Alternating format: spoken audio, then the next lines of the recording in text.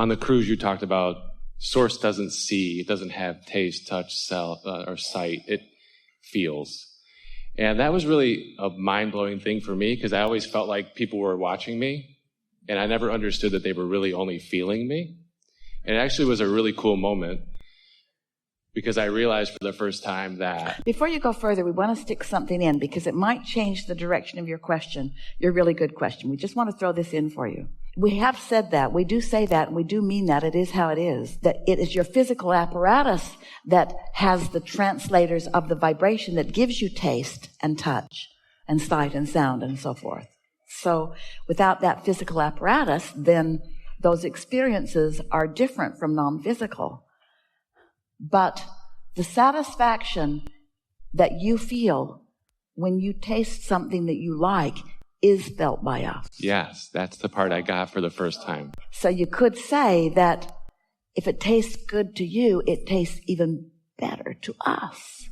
But it's not because of what's going on the tongue. It's a vibrational satisfaction that is deeper and richer than anything that your physical senses give you. Yeah, and for the first time I realized it doesn't matter what we do, it matters how we feel about what we do.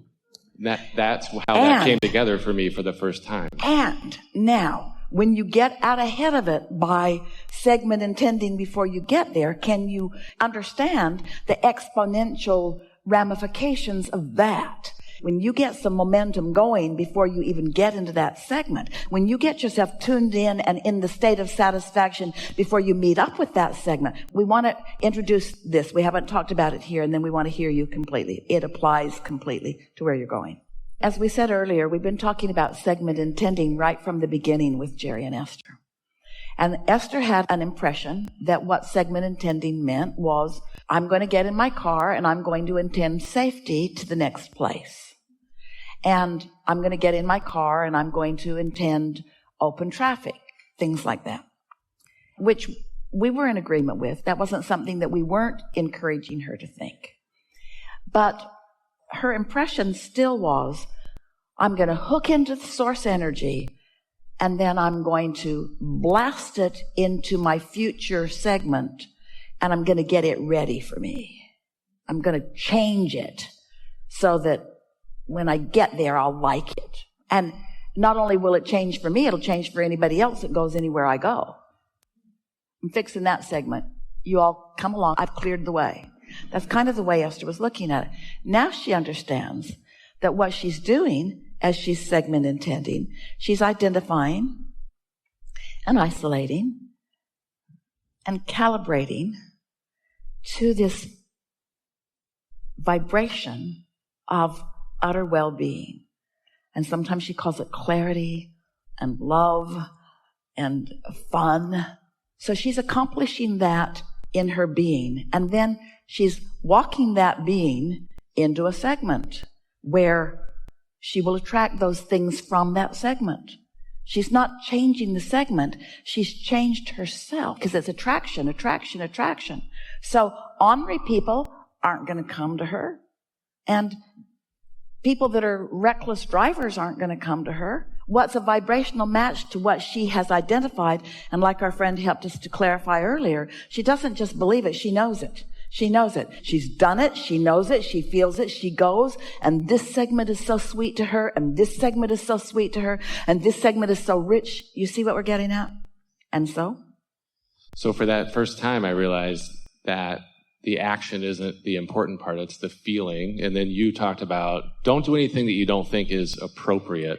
And I thought, oh, that seems judgmental. But then I realized, again, it's not a matter of whether somebody else thinks it's appropriate. The appropriateness of it is only important because it is how you feel about it. Again. Yeah, you'll split your energy. Here's the statement that's a really easy one to get hold of that is so easy to apply. Make a decision and line up with it. Make a decision and line up with it.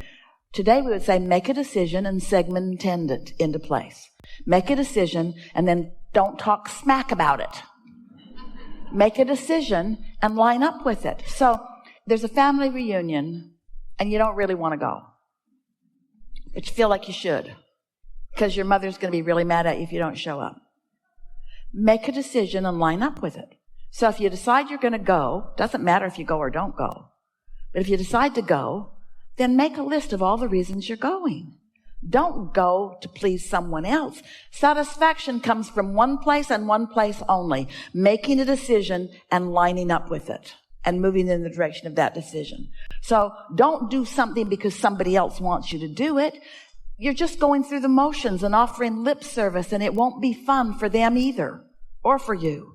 But if you say, I'm going and I'm going to like going, and I'm going to think about it until I find that vibrational resonance with it, and then you've lined up with it. Now you're taking yourself into this environment, a new you, into this environment where you're going to have a whole series of experiences like you've never had before. It's going to be a very unusual family reunion because they are going to find a person that they have not met before. And they're not going to be able to talk you back into your insecurities that you had since you got stuck in that little chair when you were 4 or whatever. When you think about in the context of what we're just talking about, can you, from a vibrational standpoint, talk about the word responsibility? Because that's a conflicting word for me when I think about doing what I want to do sometimes. I just would like to hear you talk about responsibility. Let's look more to its roots. Let's start with the idea of response. Response first. And then let's talk about the law of attraction. And then let's talk about connection and how in sync you are with your inner being. We've been talking about, so you decide to meditate and you quiet your mind. And if you quiet your mind, you stop thought. And if you stop thought, you stop resistant thought. And if you stop resistant thought, your vibration rises. And when your vibration rises, now you're in sync with source energy and your inner being. And now things will begin occurring to you. Thoughts will occur to you. Impulses will come to you. So is it responsible to do that, or is it responsible to not just do Wait it? just 1 second. You're being responsive to your vibration. Mm-hmm. So rather than responsibility for just a little bit, we want to talk about what I'm responsive to. And what I'm responsive to in my human form is the vibration that I'm most matched to. If I've practiced my alignment with my inner being, then I'm most responsive to what my inner being knows. If I've been watching television and complaining about this and that and this and that, or if I'm in the middle of an uncomfortable relationship at work or at home or whatever, then that might be what's active in me, and I'm responsive to that. Our friend was talking about his father, who's responsive to all kinds of things because of the thoughts he's been thinking and the life he's been living. So now you want to take that responsiveness, which we want to call a law of attraction thing, and you want to make yourself responsible. So if you're going to be responsible, then you've got to be responsible to how you've tended to your vibration. We would call it your responsibility to feel good. You really owe it to yourself to feel good, because when you feel good, then good things come to you, and when you feel mad, they don't. And if you want to call it responsibility, that's just fine. But the reason it's tripping you up is because there are so many people around you who have not actively known about the law of attraction. They've not been thinking about inner being. They will say things like, let your conscience be your guide, or they will say things like, follow your gut instinct and things like that. People have been dabbling in this.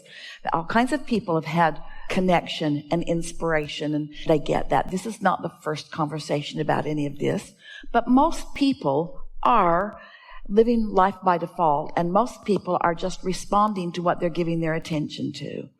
And so then there are those who decide they're going to lead someone, lead a child, or even lead a mate, or lead a group of people who are working for you, or lead a team. And their attitude about leadership often is by pointing out to you the things that will go wrong if you don't do this, and if you don't do this. If you don't do this, you're going to get fired, and if you don't do this, you're not going to amount to anything, and if you don't do this.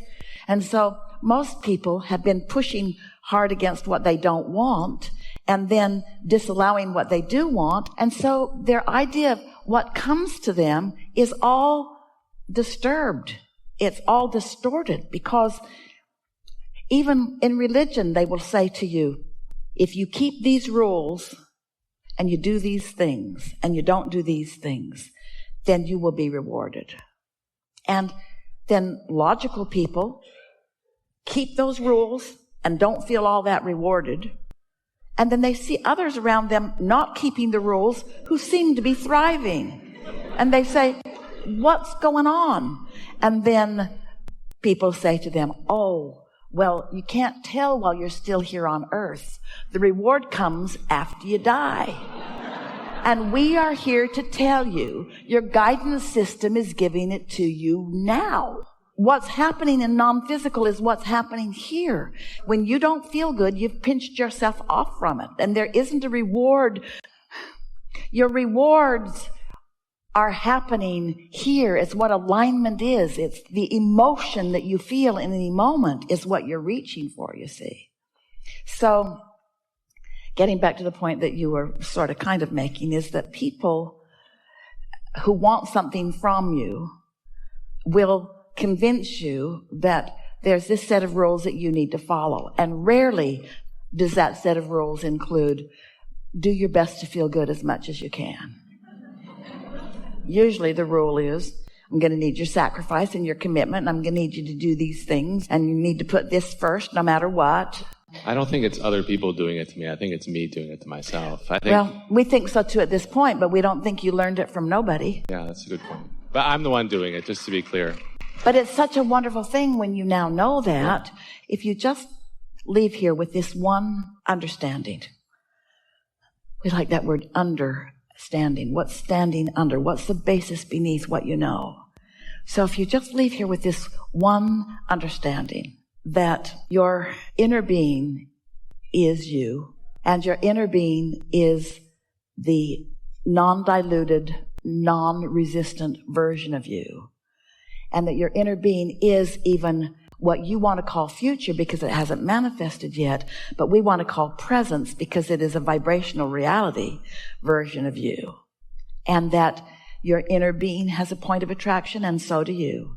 And that your emotions equal that resonance or lack of it, that harmony or discord, that allowance or disallowance. And so when you feel negative emotion, Esther stops often and when she's feeling some negative emotion about something, and she acknowledges, you guys don't feel this way about that, do you? And I know why. Thanks for reminding me. Her emotions remind her all day, every day. That's what they're for. It's guidance. I said to my wife, sometimes I let it get so bad it feels like mental illness, but I came up with a new word for it. I called it mental willness because of the stuff I'm sometimes willing to put up with. And that moment where you just stopped it is really important. And if you don't stop it, it's all right. It'll get bigger, but then something will distract you. Because at this point in what you've got going on, once you know these things, once you acknowledge that you are an extension of source energy, do you know that? And once you acknowledge that that source energy part of you is vividly aware and active in your life experience, do you know that? And once you understand that the things that you've asked for, your inner being is aware of and is attracting on your behalf. Do you know that? Is attracting on your behalf.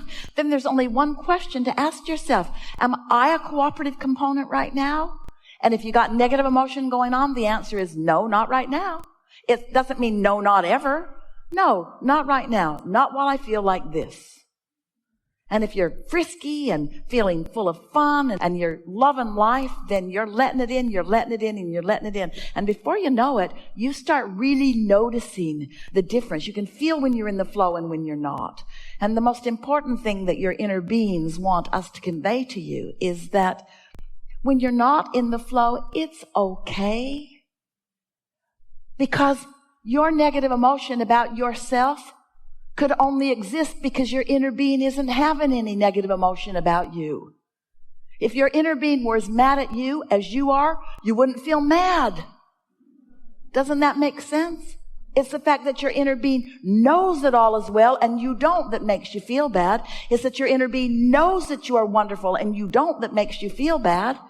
Sort of makes you appreciate that discord, doesn't it? Ooh, my inner being must really love me because I'm feeling real bad right now.